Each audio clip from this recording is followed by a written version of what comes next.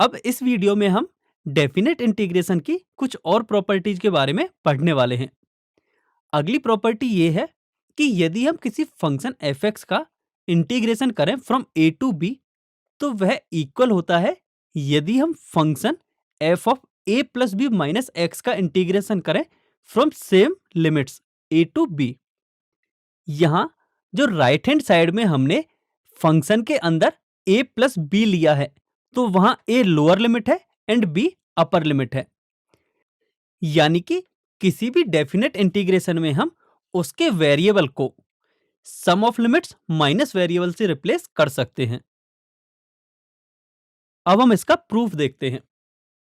हम सबसे पहले x को a plus b minus t के इक्वल अज्यूम करते हैं। अब यदि हम इसका डिफरेंशिएशन करें तो हमें dx is equal to minus d t मिल जाएगा।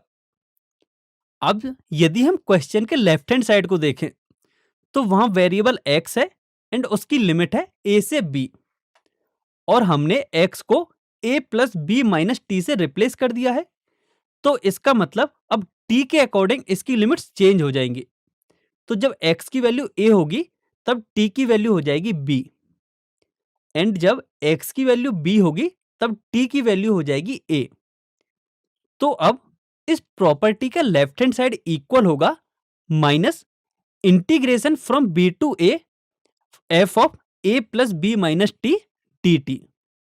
अब हम राइट हैंड साइड में देख सकते हैं कि हमारे पास एक माइनस आगे है, तो हम प्रॉपर्टी 1 का यूज करेंगे, जिसके अकॉर्डिंग यदि हम किसी डेफिनेट इंटीग्रेशन में लिमिट्स को एक्सचेंज कर दें तो एक माइनस साइन आगे आ जाता है।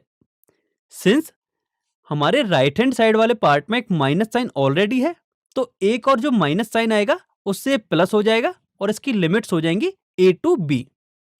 अब हम प्रॉपर्टी 0 अप्लाई करेंगे, जिसके अकॉर्डिंग हम किसी भी डेफिनेट इंटीग्रेशन में उसका वेरिएबल चेंज कर सकते हैं।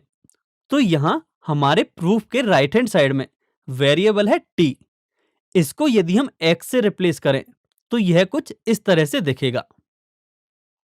और आप यदि अब देखोगे तो हमने अपनी प्रॉपर्टी को प्रूफ कर दिया है। अब हम अगली प्रॉपर्टी पर आते हैं, जो कि है प्रॉपर्टी 4। ये थर्ड प्रॉपर्टी का ही एक्सटेंशन है। थर्ड प्रॉपर्टी में हमारी लिमिट थी a टू b, यहां लिमिट है 0 टू a। तो जैसे हमने थर्ड प्रॉपर्टी में फंक्शन के वेरिएबल को सम ऑफ लिमिट्स माइनस वेरिएबल लिखा था, उसी तरह हमने यहां लिखा है। बस फर्क इतना है कि जब हम सम ऑफ लिमिट्स करेंगे तो हमें केवल a मिलेगा। तो इस तरह हमने वेरिएबल को a माइनस एक्स से रिप्लेस कर दिया है। तो अब हम इसका प्रूफ भी आसानी से कर सकते हैं। हमने प्रॉपर्टी 3 को कुछ इस तरह से पढ़ा था। अब यदि हम इस प्रॉपर्टी में a को 0 और b को a के इक्वल अज्यूम करें तो हमें प्रॉपर्टी नंबर 4 मिल जाएगी। इसे हम एक एग्जांपल से समझते हैं। हमें integration from 0 to pi by 2 cos square x dx find करना है। तो आपको याद होगा कि हमने cos स्क्वायर एक्स का इंटीग्रेशन कैसे किया था। हमने cos स्क्वायर एक्स को ट्रिग्नोमेट्रिक आइडेंटिटीज का यूज करके पहले उसे कन्वर्ट किया था, फिर हमने उसको इंटीग्रेट किया था। तो जो वो प्रोसेस थी वो हमारी काफी लंबी थी। अब हम ये देखेंगे कि हम डेफिनेट इंटीग्रेशन की प्रॉपर्टीज को यूज करके कैसे इस क्वेश्चन को इजीली सॉल्व कर सकते हैं। अब हम इसका सॉल्यूशन डिस्कस करते हैं। यदि हम इस इंटीग्रेशन को i के इक्वल अज्यूम करें तो हम इसे कुछ इस तरह से लिख सकते हैं। एंड अभी हमने इस प्रॉपर्टी के बारे में पढ़ा था। अब जब हम ये प्रॉपर्टी अप्लाई करेंगे तो जो हमारा फंक्शन है cos स्क्वायर एक्स, उसको हम लिख सकते हैं cos square pi by 2 minus x, and इसको हमें सॉल्व करने पर मिलेगा फंक्शन sin स्क्वायर एक्स। तो इस तरह यदि हम इन दोनों को ऐड कर दें तो हमें मिलेगा 2i is equal to integration from 0 to pi by 2 cos square x plus sin square x dx।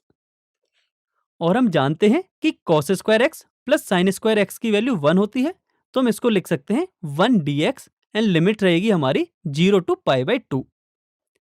अब इसका इंटीग्रेशन होगा x के इक्वल, एंड जब हम इस पर लिमिट अप्लाई करेंगे तो हमें 2i की वैल्यू मिलेगी पाई बाई 2 के इक्वल, जिससे i की वैल्यू मिलेगी हमें पाई बाई 4। तो अब आप देखोगे तो हमने इनिशियली अपने क्वेश्चन को i के इक्वल अज्यूम किया था और अब हमने i की वैल्यू पाई बाई 4 फाइंड कर ली है। इसका मतलब हमारा इस क्वेश्चन का आंसर होगा पाई बाई 4। तो इस तरह से आप देख सकते हो कि हमने इस क्वेश्चन को कितने आसानी से सॉल्व कर लिया। लेकिन यदि हम इस क्वेश्चन को बिना प्रॉपर्टी के यूज करे सॉल्व करें तो ये काफी लेंदी हो जाएगा।